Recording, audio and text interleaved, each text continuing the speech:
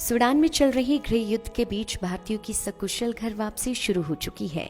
जिला ऊना के अंब उपमंडल के तहत पड़ते लोअर अंदोरा के रहने वाले 25 वर्षीय युवा रोहित शर्मा की केंद्र सरकार द्वारा शुरू किए गए ऑपरेशन कवरी के तहत सकुशल घर वापसी हुई है।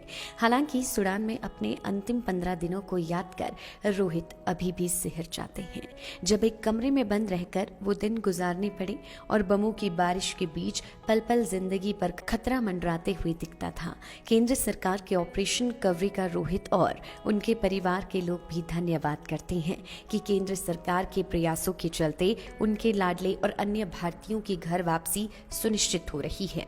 हालत यह है कि रोहित शर्मा को सूडान से देश वापसी में 4 दिन का समय लग गया। सूडान में एयर स्पेस पूरी तरह से बंद होने के बाद भारतीय नागरिकों को समुद्र के रास्ते वहां से निकालकर जेद्दा पहुंचाया जा रहा है और वहां से उन्हें एयरलिफ्ट कर घर वापस लाया जा रहा है।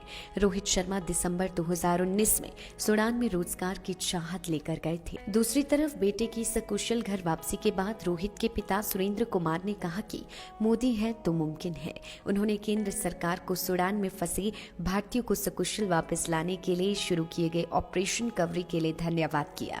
उन्होंने कहा कि हमें केंद्र सरकार पर पूर्ण विश्वास था कि वह उनके लाडले को सकुशल घर वापस लेकर आएगी और केंद्र सरकार ने न सिर्फ उनके बेटे अपितु अन्य भारतीयों को भी सकुशल सूडान की विकट परिस्थितियों से बाहर निकाला है। सर 3.5 साल से तो मैं उधर काम कर रहा था, मोबाइल डिस्ट्रीब्यूटर का काम था बस। तो सब ठीक ठाक ही चल रहा था, पर सिचुएशन हालात ऐसे हो गए कि वहाँ से निकलना पड़ा। हम सरकार का धन्यवाद करते कि उन्होंने जिंदा वापस निकाली, क्योंकि हमने तो उम्मीद छोड़ दी। जिस हिसाब से बमबारी हो रही थी तो हमने तो छोड़ दिया था कि हम निकल पाएंगे यहाँ से, पर सरकार का बहुत बहुत शुक्रिया कि उन्होंने हमें जिंदा वहाँ से वापस निकाली। सर रोहित, बात की जाए क्या कुछ हालात इस समय सूडान में है और क्या स्थिति है वहाँ पर? सर स्थिति तो मुझे लगता है अभी ठीक होगी 1-1.5 महीना, क्योंकि आगे से आगे वो टफ होता जा रहा है। आगे से आगे तो मुश्किल है, अभी 1.5-2 महीने हम कुछ बोल पाएँ उसके बारे में। ये है बस, जो इंडिया वाले उधर लोग फंसे वो जिंदा वापस आया, बस यही है।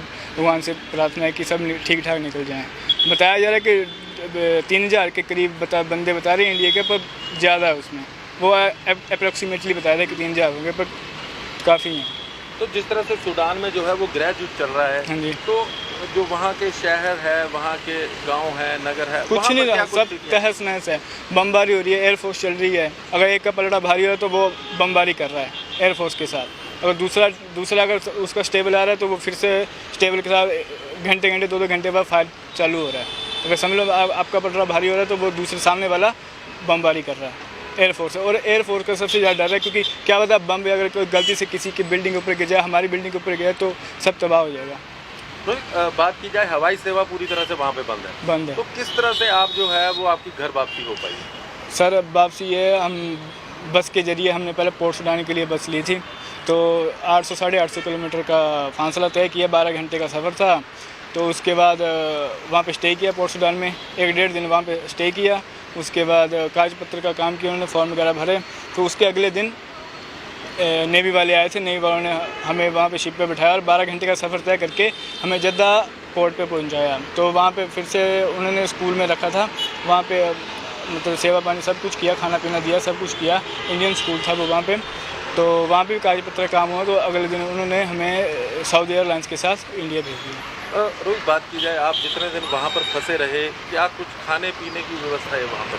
सर खाने पीने का तो पता नहीं, भगवान की दया से हमने 15 दिन का स्टॉक पहले रख लिया था, बस उसी के सहारे चल रहे थे। पर अगर वो ख़त्म हो जाता तो हमें मतलब खाने पीने की बड़ी दिक्कत आने वाली थी। पर यह हमने 15-20 दिन का हमारे पास स्टॉक पड़ा हुआ था। हम जब भी सामान लेके आते तो कम से कम हफ्ते या 10 दिन का लेके आते थे, पर एट ए टाइम। केंद्र सरकार ने ऑपरेशन कावेरी चलाकर जो है वो भारतीयों की घर वापसी की जा रही है, क्या मानते हैं? सर इसके धन्यवाद करना चाहता हूँ, बहुत बहुत धन्यवाद करना चाहता हूँ कि हम सभी को जिंदा वापस निकाला वहाँ से। और दुआ है कि जितने वहाँ में फंसे वो भी जिंदा वापस निकल जाए। सरकार से यही विनती है कि उन सभी को वहाँ से जल्द से जल्द निकाल लिया जाए, क्योंकि हालात बहुत ख़राब है, कुछ भी हो सकता है वहाँ पर। क्योंकि वहाँ बसों पर भी अटैक हो रहे हैं। बाई चांस किसी इंडियन बस पर अटैक हो गया तो कम से कम 50 से 100 लोगों का आंकड़ा हो सकता है, ख़राब हो सकता है। कहना कह जाएंगे जैसे जी हमारा बेटा घर पहुंचा है, वैसे सारे इंडियन जो हैं वो अपने घर पहुंच जाएँ। इंडियन तो क्या, जो भी वहाँ बेचारे हैं वो सब अपने घर में कुछ पहुँच जाएँ। इससे बड़ी खुशी नहीं हो सकती। ये केंद्र सरकार की, यानी कि मोदी है तो मुमकिन है बस।